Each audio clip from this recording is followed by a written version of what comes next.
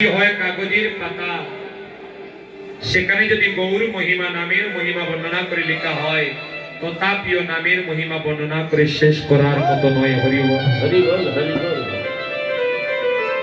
নামের মহিমা কি বলে বর্ণনা সারা রাতেও শেষ হবে না। আবার এক কথায় হরি নামের মহিমা বর্ণনা করা যায়। হরি বল।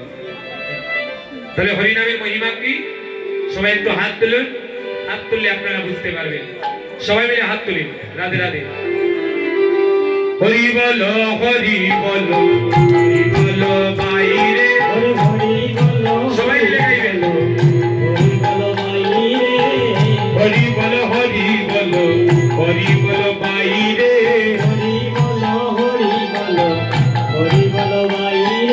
হরির নাম বিনে কলি জীবের অন্য গতি নাই রে।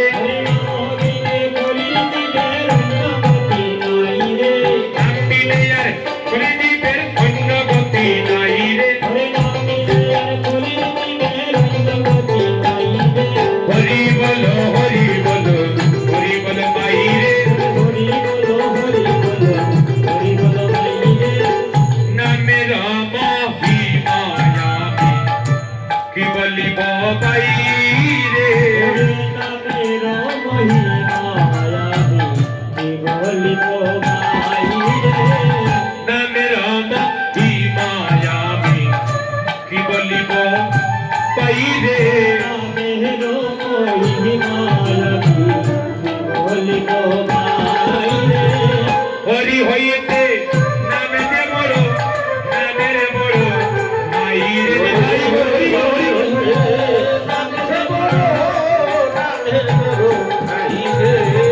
হরি হইতে হরির নামে যে বড়, নামের বড় নাই রে। হরি হইতে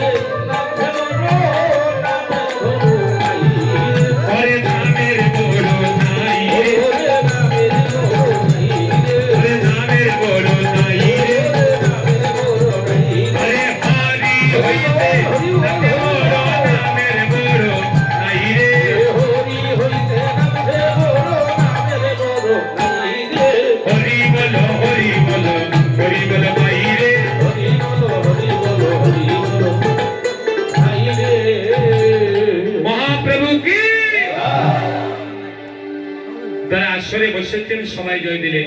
কিন্তু এই যে বারান্দায় যারা আছেন বা দূরে যারা দাঁড়িয়ে আছেন, আপনারা জয় দেবেন না?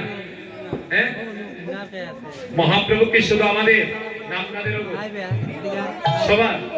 তাহলে জয় তো সবাই দিতে হবে। মহাপ্রভু কি প্রেম সে বলে নিতাই চাঁদ কি, হরিনাম সংকীর্তনে কি। তাহলে হরিনামের মহিমা কি? বলে নামের মহিমায় আমি কি বলিব ভাই, হরি হইতে নাম যে বড়, নামের বড় নাই। মেয়েরা কৃষ্ণ বড় না কৃষ্ণের নাম বড়? বাবা নাম বড়। তাই ভক্তরা বলে দয়াময়, তোমায় পাই বা না পাই তাতে দুঃখ নাই, সারা জীবন যেন তোমার নাম গুণগান গাইতে পারি। হরি বল। নাম যার কাছে আছে ভগবান তার কাছে বাধা আছে, যার মুখে নাম নাই তার কাছে ভগবানও নাই। তাহলে হরি হইতে যে হরি নাম বড়, যার প্রমাণ হয়েছিল দ্বারকায়। কৃষ্ণ দ্বারকার রাজা, হইরা দ্বারকায় যাবার পরে শ্রীকৃষ্ণ দ্বারকায় বিয়ে করলেন কতটা বাবা?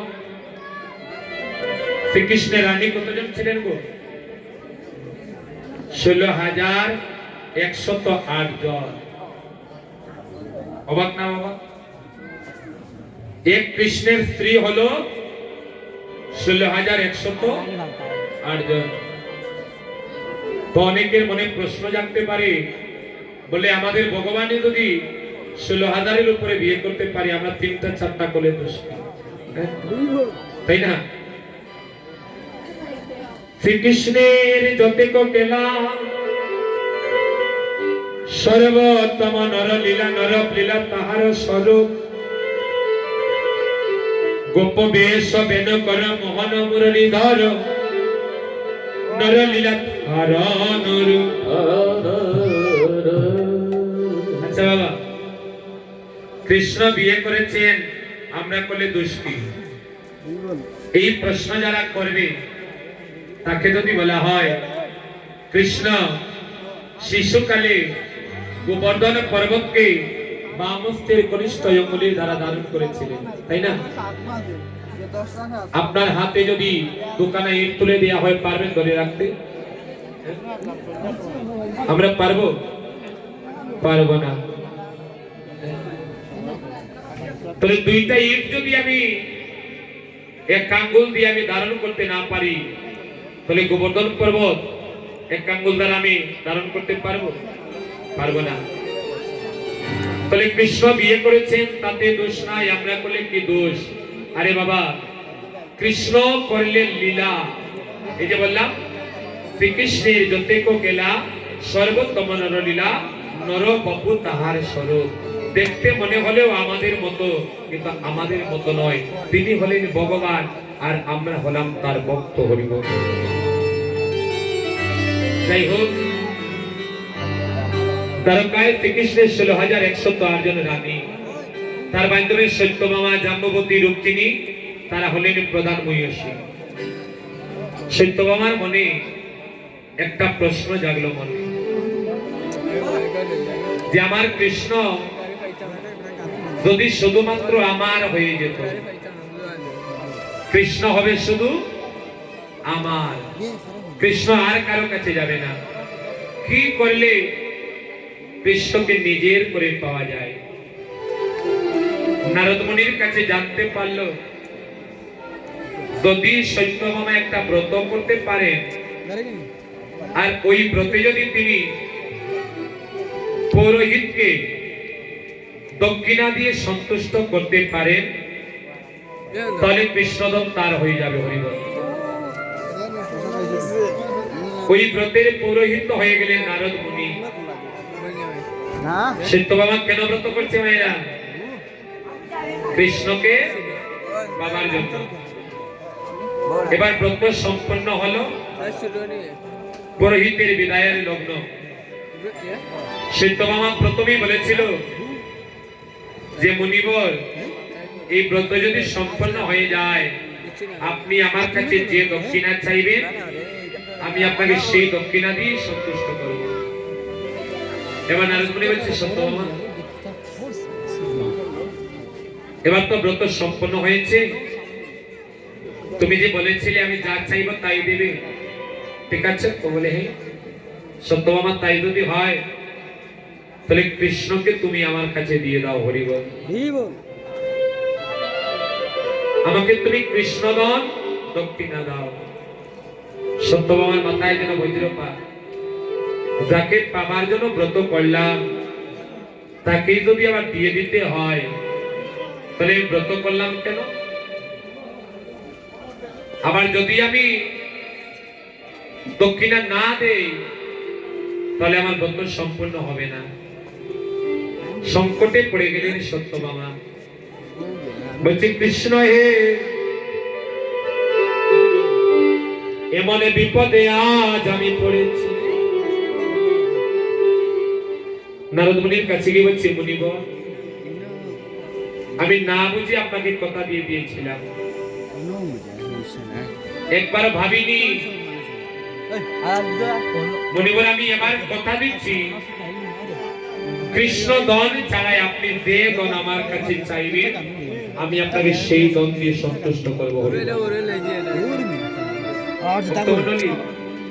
এই জগতে বিশুদ্ধ ভক্ত যারা, বিশুদ্ধ বৈষ্ণব যারা, তাদেরকে পার্থিব জগতের কোন দন দিয়ে আপনি সন্তুষ্ট করতে পারবেন না। টাকা পয়সা দিয়ে কখনো কৃষ্ণ ভক্তকে প্রসন্ন করা যায় না।